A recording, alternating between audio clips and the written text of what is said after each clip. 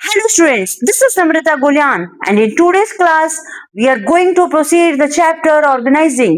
और organizing के अंदर हम करने वाले हैं फॉर्मल ऑर्गेनाइजेशन क्या होती है और इनफॉर्मल ऑर्गेनाइजेशन क्या होती है।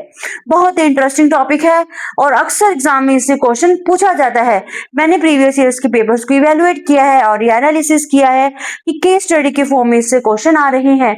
ये पूछा जाता है कि कौन सा स्ट्रक्चर ऑर्गेनाइजेशन के अंदर प्रिवेल कर रहे हैं, आप उसको आइडेंटिफाई करो, उसकी इंपॉर्टेंस लिखो, उसकी एडवांटेज लिखो, उसकी डिसएडवांटेज लिखो, उसके फीचर्स आइडेंटिफाई करो।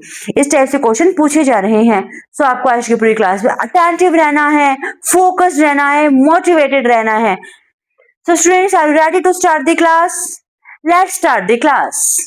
Before come to the point, एक बार हम रिमाइंड करना चाहेंगे ऑर्गेनाइजिंग की डेफिनेशन को। ऑर्गेनाइजिंग होती क्या है?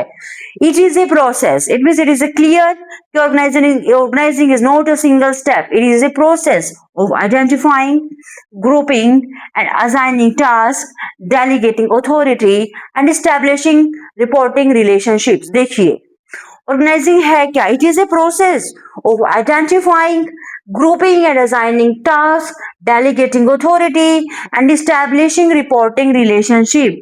कौन किसको रिपोर्ट करेगा?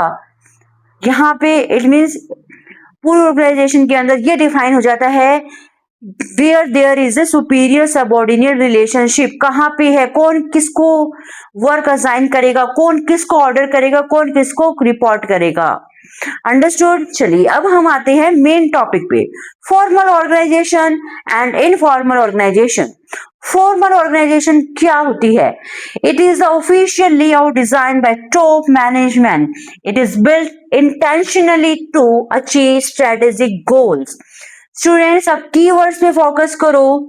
It is the official layout design, it means it is the framework developed by top management. It is built intentionally to achieve strategic goals। intentionally it means deliberately organization के अंदर इसे create किया जाता है। formal organization, suppose एक हम school का example लेते हैं, आपको अपनी बात प्रिंसिपल तक पहुंचानी है एज ए स्टूडेंट, या प्रिंसिपल को अपनी बात प्रॉपर हर स्टूडेंट को इंडिविजुअल क्लास में पहुंचानी है, तो वो कैसे पहुंचाएंगे? इसका एक लेवल होता है, प्रिंसिपल वाइस प्रिंसिपल को, वाइस प्रिंसिपल विंग इंचार्ज को, विंग इंचार्ज क्लास टीचर्स को, क्लास टीचर स्टूडेंट्स को। और सपोज स्टूडेंट्स को कोई प्रॉब्लम है तो वो प्रिंसिपल तक कैसे कम्युनिकेट करेंगे? Student to class teacher their wings in-charge to vice principal to principal. ये क्या है? एक फॉर्मल स्ट्रक्चर है कम्युनिकेशन करने का। ये ऑर्गेनाइजेशन के अंदर अपने आप से क्रिएट किया गया है कि आपको कम्युनिकेशन करना है, आपको रूल्स पॉलिसीज फॉलो करनी है। ये सब डिफाइन किया जाता है ऑर्गेनाइजेशन के अंदर। इस टाइप के ऑर्गेनाइजेशन को हम फॉर्मल ऑर्गेनाइजेशन कहते हैं। इसके फीचर्स देखिए, की ट्रेड्स या फीचर्स एक ही बात है। क्लियर हायरार्की, क्लियरली डिफाइन होता है who is superior, who is subordinate, कौन किसको ऑर्डर देगा और कौन किसको रिपोर्ट करेगा। Defined role, under formal organisation job description में क्लियरली मेंशन होता है about your authority, about your responsibility, आपके decision making limits, everything is cleared in your job description. इसका मतलब ये हुआ कि under formal organisation your role is defined clearly. Official communication है वो ऑफिशियल वे से होता है, ऐसा नहीं है सपोज जैसा अभी अब स्कूल का एग्जांपल लेके चल रहे थे कि स्टूडेंट डायरेक्टली प्रिंसिपल से कम्युनिकेट कर रहा है। अब वो कोई भी प्रॉब्लम है तो आप एक प्रॉपर चैन को फॉलो करोगे जिसे हम स्केलेट चैन कहते हैं, देन आप अपनी बात प्रिंसिपल तक पहुंचा सकते हो। अंडरस्टूड? एक बार दोबारा देखें की ट्रेड्स। क्लियर हायरार्की, यहाँ पे क्लियरली मेंशन होता है कौन किसको ऑर्डर देगा, कौन किसको रिपोर्ट करेगा। Second is the defined rules, यहाँ पे क्लियरली जॉब डिस्क्रिप्शन की बात की गई है कि आपको काम करने के लिए क्या पावर्स हैं, आपके पास क्या रिस्पॉन्सिबिलिटीज हैं, उसके अकॉर्डिंग सब क्लियर होता है। Official communication will be done through a proper chain, जिसे स्केलर चैन भी बोलते हैं। यहाँ पे कौन कौन से प्रिंसिपल्स फॉलो हो रहे हैं? One is the scalar chain, एक है chain of command. It means there will be one superior over subordinate. It means वो कंफ्यूज नहीं होंगे कि किसका ऑर्डर फॉलो किया जाए। अब हम फॉर्मल ऑर्गेनाइजेशन के इस डेफिनेशन से एडवांटेज और डिसएडवांटेज पिक आउट करते हैं। चलिए स्टूडेंट्स, आप सोचिए इसका क्या एडवांटेज हो सकता है और क्या डिसएडवांटेज हो सकता है। इसके एडवांटेज ये है, ऑर्गेनाइजेशन के अंदर जो ऑर्गेनाइजेशनल गोल है वो इजीली अचीव हो जाएंगे, बिकॉज आपने प्रॉपर सिस्टम मेंटेन किया है। Everyone when will follow system, obvious organization goal will be achieved effectively. Second is there will be a coordination in an organization. Understood? इस सिस्टम से सबसे बड़ा डिसएडवांटेज एक तो ये होता है कि जो ह्यूमन सोशल नीड्स हैं वो इग्नोर होती हैं, जो सिस्टम है वो रिजिड होता है। इट मीन जो टॉप मैनेजमेंट ने कह दिया वो आपको फॉलो करना ही होगा। इट डजंट मैटर वे आप करना चाह रहे हैं या नहीं करना चाह रहे, और बहुत सारा टाइम लगता है। सपोज एक छोटी सी बात है, आपको आगे टॉप मैनेजमेंट तक कम्युनिकेट करनी है, बट आप डायरेक्ट कम्युनिकेट नहीं कर सकते। You have to follow scalar chain. देखो इसके एडवांटेज भी है अपने और इसके डिसएडवांटेज भी हैं। जैसा कि एडवांटेज में हमने बात की, ऑर्गेनाइजेशन के अंदर स्पेशलाइजेशन आएगी, कोऑर्डिनेशन होगा, और क्या हो सकता है, first point was the organisation goal easily achieve हो सकते हैं। ऑर्गेनाइजेशन के अंदर डिसिप्लिन होगा। अंडरस्टूड? अब हम बात करते हैं इनफॉर्मल ऑर्गेनाइजेशन की। ये स्पॉन्टेनियसली क्रिएट होती है। It is not designed by executive, it emerges organically from human social needs. ये अपने आप ही क्रिएट होती है।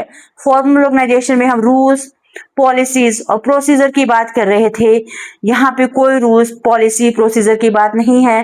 सपोज एक एग्जाम्पल लेते हैं, लंच टाइम में टीचर्स आपस में इंटरेक्ट करते हैं या शेयर आइडिया को कर रहे हैं, तो इट मीन्स क्या हुआ, ये इनफॉर्मल ऑर्गेनाइजेशन है। कहीं लिखा तो नहीं है या किसी स्कूल की पॉलिसीज तो नहीं है कि टीचर्स लंच टाइम में अपने आइडियाज को एक दूसरे के साथ शेयर करेंगे।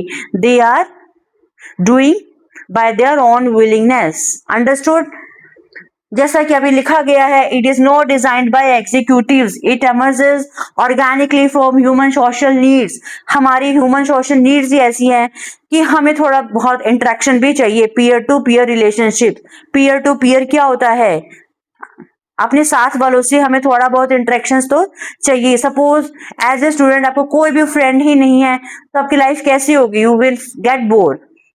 अब हम इसके की ट्रेड्स की बात करते हैं। स्पॉन्टेनियस फॉर्मेशन अपने आप क्रिएट होता है। ग्रेप वाइन कम्युनिकेशन, कोई प्रॉपर चेयर नहीं है, कोई किसी को बात बता रहा है, कोई किसी को बात बता रहा है, कोई किसी को बात बता रहा है। It is a grapevine communication.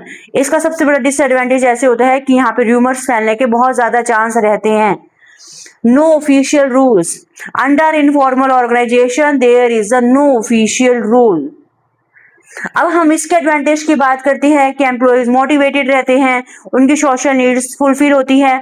और डिसएडवांटेज की बात करें तो इसका मतलब ये है कि सम टाइम सपोज वर्कर्स ने यूनियन बना ली, तो क्या होता है कि कंपनी कोई भी चेंज इंट्रोड्यूस करना चाहे वो सबसे पहले उसका अपोज ही करेंगे। और एक सेकंड वन इज द, यहाँ पे ऑर्गेनाइजेशन इंटरेस्ट को बहुत ज्यादा प्रेफर नहीं दिया जाता। इंडिविजुअल इंटरेस्ट समटाइम इतना हावी हो जाता है कि ऑर्गेनाइजेशन इंटरेस्ट इग्नोर हो जाता है। अब हम बात करते हैं दोनों की कंपैरिजन की, formal versus informal. Formal creation by management and informal naturally created.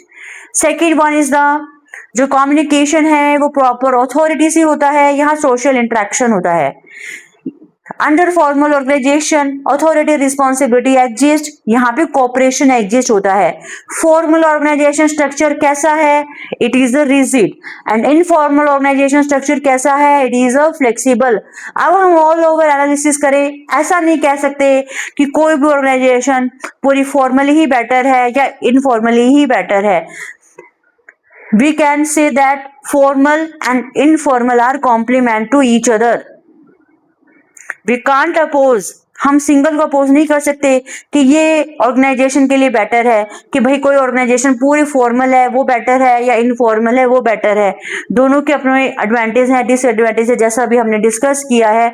और ऑल ओवर हम एनालिसिस करते हैं तो इसकी जो कंक्लूडिंग लाइन है वो यही है, formal organization and informal organization are complementary to each other। इस इनके डिसएडवांटेज को रिमूव करके हम इनके पॉजिटिव एस्पेक्ट्स पे फोकस करके ऑर्गेनाइजेशनल गोल अचीव कर सकते हैं। Thank you students, I hope आपको आज की क्लास बहुत अच्छे से समझ आई होगी and you will surely cooperate me in the future too। Thanks again and bye bye।